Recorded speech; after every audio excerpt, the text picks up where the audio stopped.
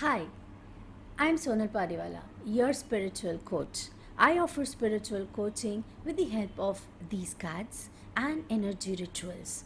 Now, whenever I have a concern, these are my best friends. So I go to them, and now many clients trust them as much as I do. So today, let's bring a phenomena that all of us have experienced. We all have been stood up. We all have had that moment when all our plans fell through. We planned for something and we planned it to the detail and we thought it will happen this way and it doesn't happen.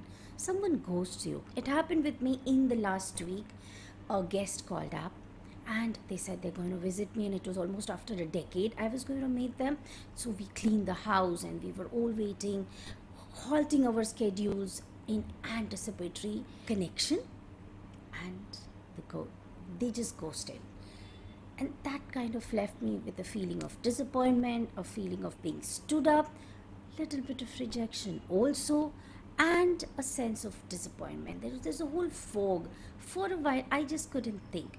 That's the time when I reached out to my cards, and these cards are now going to help us move from fog to clarity. It's going to lift the fog of disappointment and help us usher into clarity. So I am going to share the readings with the four cards that I received, because I feel it has a universal language and they will talk to anybody, whoever. So if you come across this reading, it is for you. And then I'm going to kind of add up 3 rituals that are going to help you get through any kind of disappointment ever, because life is too short to sit under a fog and not live. So let's dive in. So here I am sharing the 4 cards, and after having this particular reading I felt peaceful. And the cards are not just mild happy go lucky things. They will scold you, they will reprimand you, they will very gently let you know what attitudes you need to reset, or what is it that was out of balance and you need to bring it in balance. They always guide, they always tell you the exact thing that is needed in the moment, or that is playing in your mind. So the first card I got is of solitude. It reflected my state of mind in that moment. It reflected my sense of not only loneliness but also the need for a boundary. It asked me that it was time for me to withdraw, to create a bubble around me. It's like almost visualize a shield around you, to sit there and process what is unsettled. It is this place where you sit down, you observe what happened with you, you sit and process, and you sort and you let go. And that's what I did. I actually did sit down to understand what is it that I was feeling in that moment. The next card, the next card I get is Peaks of Joy, and what it says is we do ignore these tiny shimmers of happiness that are there all around us, because a thick fog of disappointment kind of surrounds us. Yes, I was ghosted in that moment, sure. But what I could not overlook is that my entire family sat there and actually created all of that beautiful environment to welcome a guest for me. So someone cleaned the house, someone was continuously arranging things. We were prepared to put our work aside and let go for dinner. And that was something that was so beautiful. I have a wonderful family, and those were those tiny peaks of joy. Even for you, what can tiny peaks of joy mean? It's a sunset that you see and it brings a smile on your face, or it's that whiff of the tea or your coffee, or it's that smile from your spouse that you get across the room when you're crossing the room and just getting ready for work. Tiny peaks of joy, and we do overlook those, and we may make our life empty. So the next card actually guided that look at the tiny peaks of joy that are bursting all around you, and find that smile back. Cultivating peaks of joy kind of resets your nervous system, and it invites a life of ease and aliveness, because it tells you there's so much to look forward to. And that's what I did. Yes, The third card here. The third card here is a kind of a gentle chiding. So it says that yes, unexpected visitors. Life happens to us unannounced. Not everything that we plan comes through. Now, in that moment, it's very important for us to stop going into that moment of, oh my God, why did this happen to me? What is required is to basically ask, what is this moment teaching me? What is it that I am learning about myself when this is happening? What are my different ways to adapt when there is disappointment? Who do I become when I am disappointed? And that is a very vital lesson that you get about yourself. So even in this moment of disappointment, even in this moment of things not happening as per your expectations, there is something you learn, and in that learning is a lot of growth. So I asked myself, and in that moment, who do I become when I disappoint myself? I sit there and I start thinking I'm unworthy or I'm not likable. That's not true. What I do need to do is to sit there and simply understand, yes, things happen. The person couldn't reach, the person was way away from my house, and the person was not able to come in. Yes, there was a little bit of carelessness in communication on my end also. If I would have sat there and been firm with the communication, what time you're going to land up, I would have found out where they are. I would have found out they're far away and they're not likely to reach. But the carelessness happened on my end also.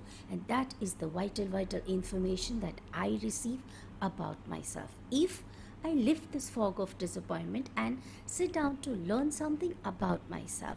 So next time there's something unexpected happens, instead of going into that, why are they like this? If only they had done this. Ask yourself, what is this teaching me about me? And now we come to the fourth card. Yes, that is a wandering circus. Yes, this is the moment of mental hijack. This is the moment where we play the mental loop again and again of why me? Why does this always happen to me? Or why are people so mean? All those kind of hijacks and replays and doom and gloom. We remain stuck because we stay in those hijacks. We keep ruminating, we keep rehearsing disappointment. What we do need to do is pull ourselves out very gently from that mire, learn what this situation taught us, and basically learn to move ahead with the life. Sun rises again the next day, and what we do need to do about that rising sun is welcome it with peaks of joy. Little bit wiser. All of these four cards together. One is teaching us to basically sit there, set a boundary. Yes, this one teaches us harvest joy, micro joys that are all around us. Learn from the unexpected visitors that every day maybe visits us. And when we are done with that learning, step out of the mental circus that we are creating in our mind for ourselves and maybe all our loved ones who are kind of collaterally also going through the experiences that we create. So now next it's time to get into those three rituals, because along with what is happening, my cards always tell me how to move out of a drama if that's what they are asking me to do. So let's get there. I invite you to the first ritual, which I call fog dissolve. Here is what you need to do. Basically, take this moment and put one hand on your chest, one on your belly, whichever fits right. There's no right or wrong or right or left here. Whichever, just gently feel the warmth and connection. Inhale. As you inhale, see a silver light moving from your toes up through your body up to your crown. Exhale. Find the rhythm of your inhale and exhale gently. Feel the warmth of your hands. Feel held. And see the silver light expand. The job of this silver light is to simply dissolve the fog of disappointment at your feet. Look down and see that puddle, and see Mother Earth gently absorb that disappointment. Ask Mother Earth to transfer it into love and light. All your disappointment goes and becomes love and light in this moment. Inhale and exhale and softly declare, I let go of that which is not mine. I stand in my own energy. I let go of that which is not mine. I stand in my own energy.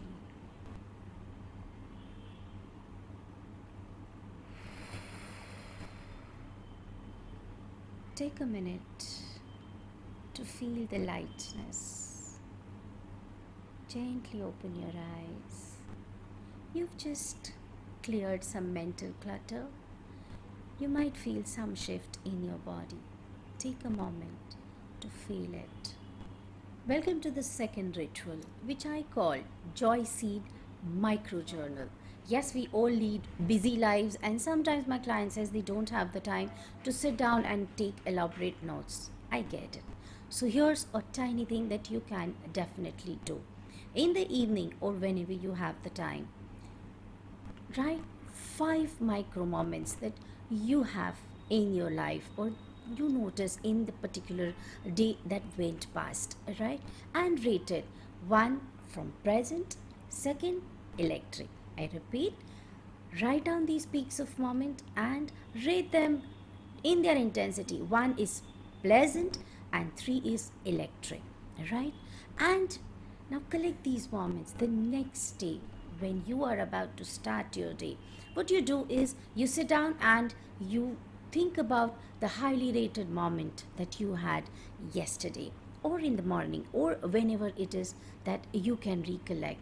This will reset, this will bring a smile, this will let you know that yes, you have things to look forward to. Like for example, if I'm looking at mine like live demo, I've already spoken about it, but right now if I have to look at the micro joy, I was able to do this reading, to do this shoot so easily at such a short notice. That is my micro intensity 3. I'm going to think about it tomorrow morning before I start my day, and I'm going to be so excited.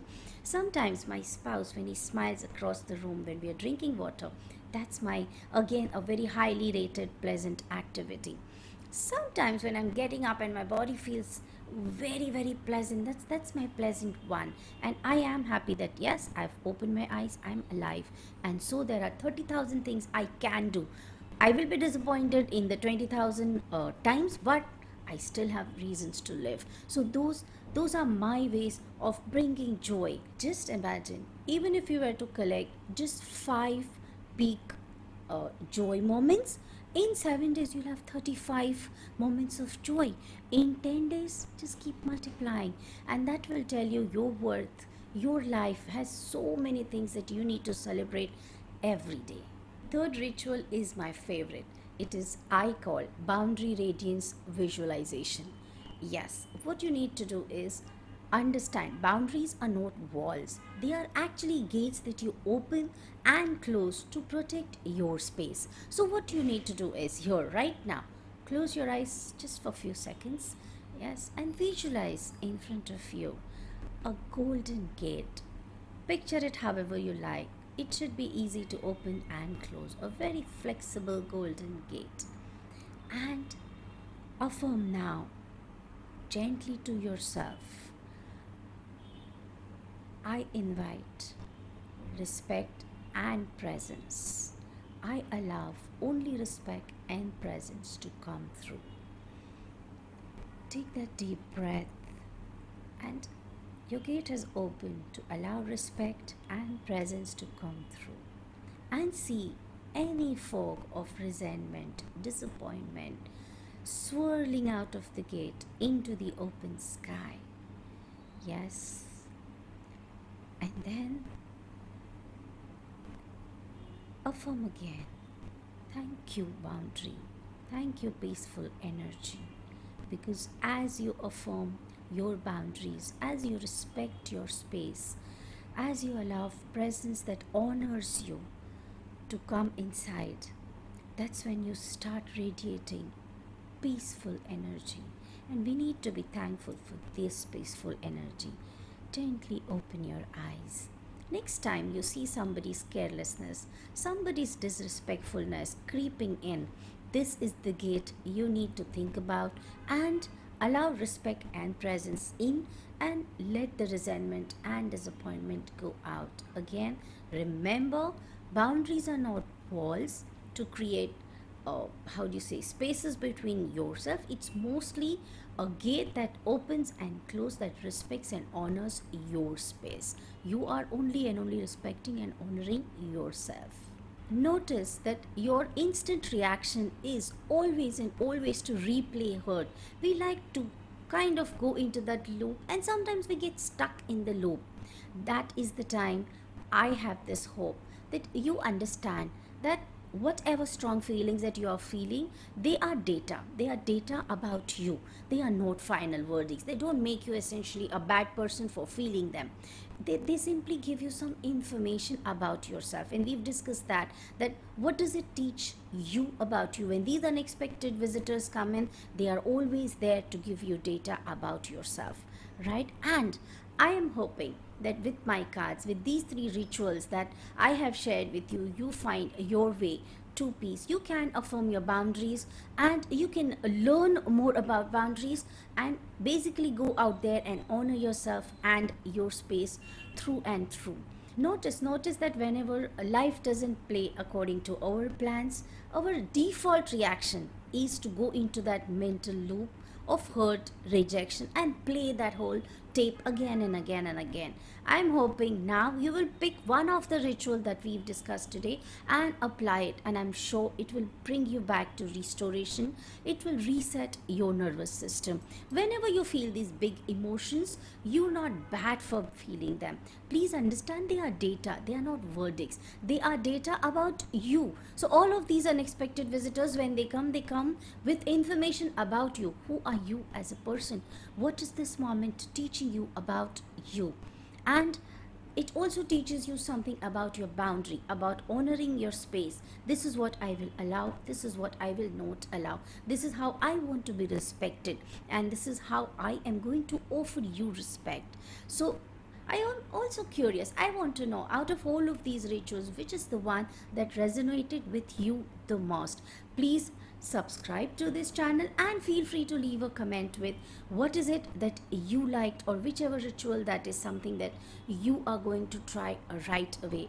And if you do try it, what did happen? What shift did you experience? I am so curious to know. And I will be bringing in more such masterclasses on emotional resilience, on card reading, on all that I am learning through coaching or through therapy, through my practice, through just my life. So come here, enjoy these moments of partaking this particular lessons that life is constantly giving us. Disappointment may come in your life without warning, but with proper guidance, with a correct attitude of emotional resilience and reset, you can always find your way back to clear skies. I'll see you again.